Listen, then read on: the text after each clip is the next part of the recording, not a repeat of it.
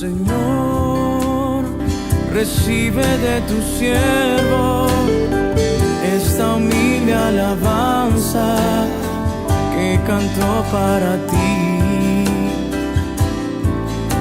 Jesús, sé mi luz y mi guía, y sé el aire que respiro. Muy buenos días, hermanos. Hoy nos encontramos un sábado más para poder compartir y meditar la palabra de Dios. Estamos en el TCD, sábado 29, Lucas 8 del 19 al 25, y vamos a orar para poder entregar este tiempo a Dios. Señor Jesús, te damos gracias por darnos un día más de vida. Gracias por esta mañana, por este tiempo, Señor, porque nos das tu presencia, nos has dejado una guía, Señor, para poder conocerte. Dios, te pedimos, Espíritu Santo, que tú nos reveles tu palabra, nos dé sabiduría, entendimiento. Señor, toca nuestros corazones, muéstranos si hay algo oculto, nuestro pecado, y también abre nuestros ojos ante tu belleza, ante tu majestad, ante tu palabra que es verdad. Señor, queremos obedecerte, queremos escuchar tu voz en esta mañana, en el nombre de Jesús, amén. Y vamos ahora a leer Lucas capítulo 8 del 19 al 25. La madre y los hermanos de Jesús fueron a verlo, pero como había mucha gente, no lograban acercarse. Tu madre y tus hermanos están afuera y quieren verte, le avisaron. Pero él les contestó: mi madre y mis hermanos son los que oyen la palabra de Dios y la ponen en práctica. En estos tres primeros versículos nos habla acerca de la familia de Jesús, ¿no?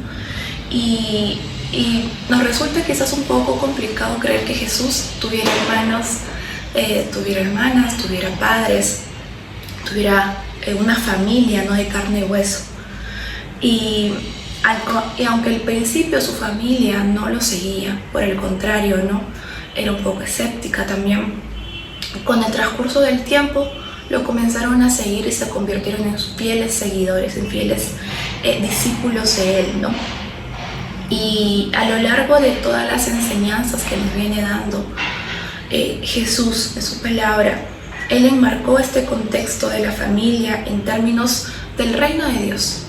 No, quizás no algo como nosotros estamos acostumbrados a experimentar una familia aquí, ¿no? Y gracias a Dios que tenemos una.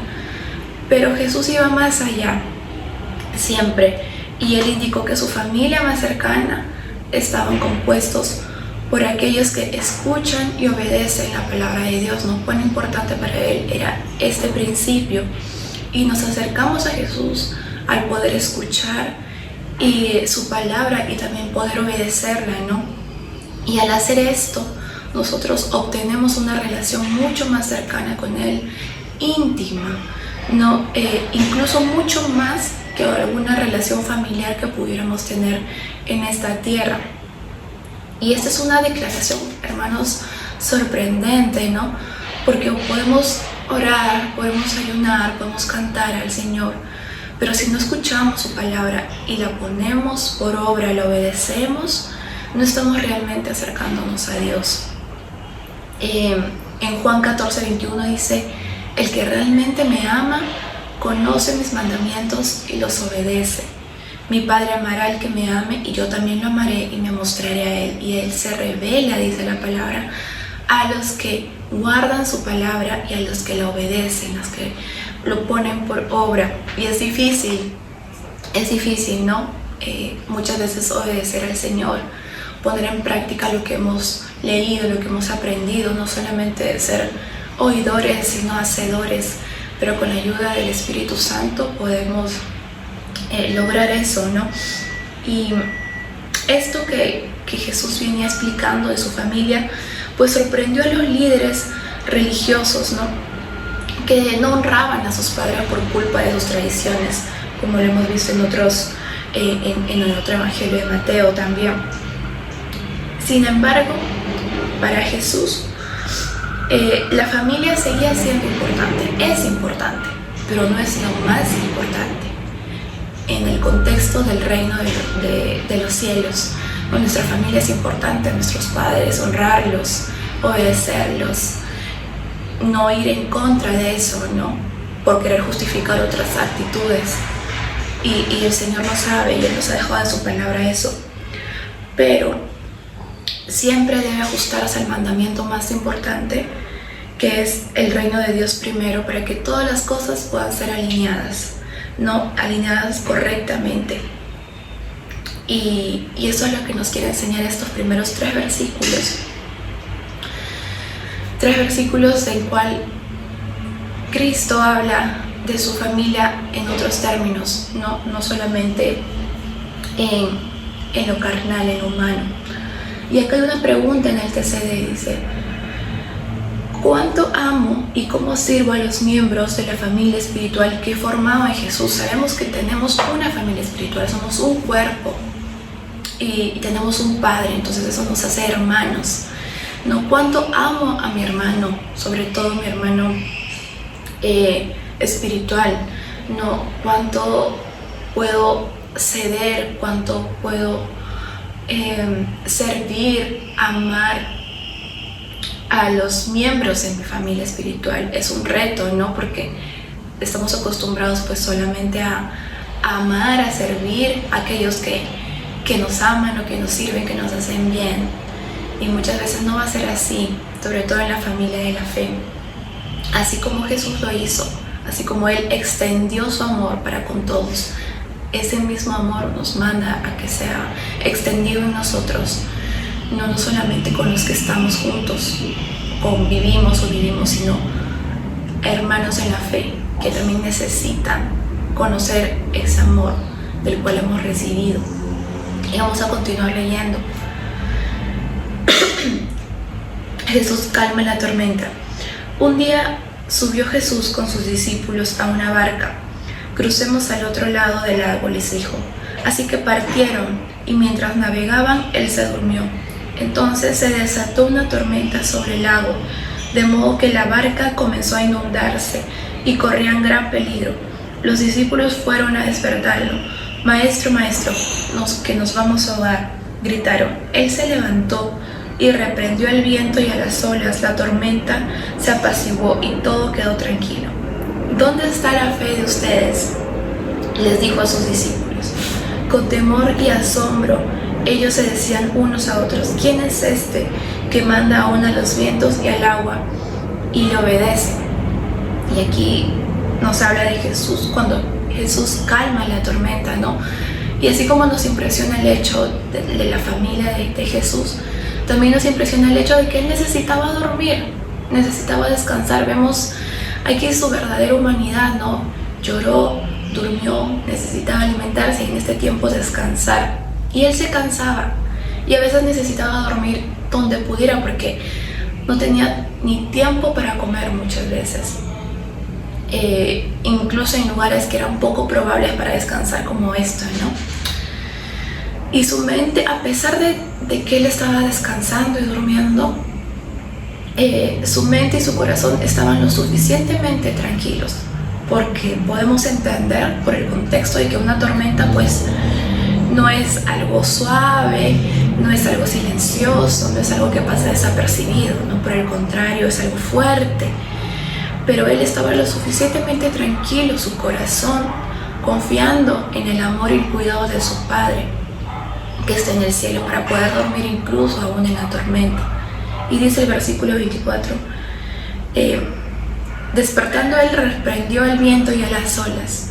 Jesús no solo calmó al viento y al mar, sino también reprendió a los vientos y a las olas, ¿no? Y esto junto con el temor que sentían sus discípulos y lo que Jesús enfrentaría después, ¿no? Parece que aún aquí tuvo que ver muchas cosas para que él pudiera hacer esto. ¿Cómo Jesús pudo dormir durante la tormenta, en una tempestad? Hubiera sido, como les mencionaba, difícil, ¿no? Con el ruido, con los gritos, también con el frío, el viento, el agua, estar mojándose, de hecho. Pero en primer lugar, él también estaba cansado. Entonces es muy razonable, podemos creer, ¿no?, que tenía un sueño pesado Jesús. Pero hay otra explicación también que podemos mencionar, porque él dormía, porque él tenía la perfecta paz en su corazón, ¿no? Y que algo tan dulce, tan sublime que podemos aprender de Jesús, esa paz en su corazón, ¿no? Qué contraste entre la violencia de afuera, la tormenta y la serenidad que él tenía en su corazón. Y qué buen ejemplo para nosotros, para grabarlo en nuestra mente también, porque esa es la paz que Dios nos ha prometido, la paz que sobrepasa todo entendimiento, como está en Filipenses 4:7, ¿no? Y esa misma paz es la que Jesús nos ha dejado hoy. Juan 14:27, tú guardarás en completa paz aquel cuyo pensamiento en ti persevera, porque en ti ha confiado. Y estas tribulaciones, estas tormentas, quizás no como en ese tiempo, lo vamos a pasar, hermanos, en diferentes momentos en nuestra vida, en circunstancias que parecen pues muy tranquilas, o cuando aparentemente todo está bien, son pruebas que pasamos porque el Señor necesita pulirnos también, y son tormentas que nos hacen crecer en fe, en confianza, conocer más al Señor, ¿no? Jesús no dijo, vaya, ¿no?, que gran tormenta, bueno, arréglensela, sino que Él les hizo una pregunta: ¿dónde está la fe de ustedes? Y es la misma pregunta que Él nos hace hoy y nos seguirá haciendo. ¿Dónde está nuestra fe?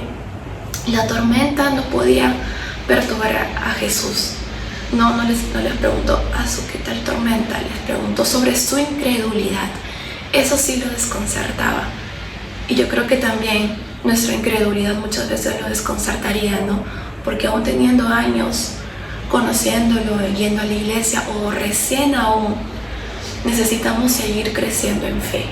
Necesitamos seguir creciendo en dependencia de Dios. Y las circunstancias difíciles, ¿no?, por así decirlos, no son evidencia de nuestra incredulidad, sino que es el rechazo. Nuestra incredulidad es el rechazo a la promesa que Él ya nos ha hecho. Él les hizo una promesa, les dijo, crucemos al otro lado, no pasemos al otro lado. Tenían su palabra, tenían su promesa, tenían su presencia. Aún así ellos dudaron, aún así entró el temor, el miedo, y los paralizó. El Señor nos ha dado su promesa, su presencia, su ayuda, pero aún así nosotros sentimos temor. Y no está mal, no está mal sentir miedo, no, porque eso nos advierte sobre algo, pero sí dejar que eso pues nos paralice y nos lleve a la incredulidad. Por el contrario, debería llevarnos a aferrarnos más a Él, a suplicar su ayuda, a poder crecer en fe. No, tenían fe, pero era poca. Eso era el problema que Jesús quería solucionar. Él sabía que tenían fe, creían en Él, lo seguían, estaban con Él, pero aún necesitaban seguir creciendo y madurando. Y ese es el mismo problema que tenemos nosotros. Tenemos fe, a veces es poca, a veces es débil. Y cuando vienen las tormentas en nuestra vida, las pruebas, pues ahí nos deja desesperanzados. El temor es necesario, es un instinto que Dios pone en nuestro corazón, ¿no?, para nuestra propia protección. Pero eso nos tiene que llevar a depender más en Él, a buscarlo, aun cuando querramos cruzar ese límite de la incredulidad. Y ellos habían visto otras clases de milagros también. Aún así, viendo otras clases de milagros con Jesús, se maravillaban, ¿no? Y estaban atemorizados, como decía en el último versículo. Con temor y asombro decían unos a otros, ¿quién es este que manda aún a los vientos y al agua y lo obedece? Y aquí, en esta historia, los discípulos pueden ver la humanidad completa de Jesús, que tenía sueño, necesitaba descansar, pero también su completa deidad, su completa soberanía, ¿no? Que Él hablaba y todos se calmaban, todos le obedecían. Y era algo impresionante, verdaderamente hombre, verdaderamente Dios. En el TCE nos hace otra pregunta: ¿a qué le tengo temor? ¿Y qué es lo que necesito para vencerlo? ¿A qué le tenemos miedo? Quizás al fracaso, al futuro, a lo que uno pasa, a alguna enfermedad, a perder a alguien. ¿A qué le tenemos miedo? Pero ¿qué podemos hacer en ese momento, no? ¿Qué necesito o a quién necesito para poder vencer eso, no? Que nuestra fe en el Señor nos fortalezca. Su palabra nos alienta, su palabra nos da vida, su palabra nos llena de esperanza, no en lo que esperamos que pase, sino esperanza en Él, en su salvación, en la presencia de Dios. Y eso nos va a ayudar a superar cualquier crisis que se pueda presentar. No va a ser la primera ni la última vez, probablemente. Y en este lado de la eternidad vamos a pasar aflicciones, angustias, temores, miedos. Solamente allá en el cielo vamos a estar en completa paz. Pero no estamos solos, no estamos huérfanos, tenemos una guía, tenemos un ayudador, tenemos la presencia hasta el fin del mundo. Él nos ha prometido eso y confiemos en eso, hermanos. Vamos a orar para poder entregar este tiempo al Señor. Señor Jesús, damos gracias por tu palabra. Gracias, Señor, porque es verdadera, es pura, es limpia, Señor. Nos transforma, nos anima, nos alienta. Ayúdanos, Señor, a necesitarte, a depender de ti. Ayúdanos en nuestra poca fe, Señor, a creer más en ti, confiar, Señor, y conocerte, porque solamente al conocerte podemos confiar en ti, mi Dios. Llévanos todos los días a tu presencia, a esa dependencia, Señor. Tu Espíritu Santo, Padre, que siga moldeándonos, Señor, y sometiendo toda nuestra voluntad, nuestras áreas, Señor, a ti, mi Dios, en el nombre precioso de Cristo Jesús. Amén. Dios los bendiga, hermanos. Señor, recibe de tu siervo esta humilde alabanza que cantó para ti.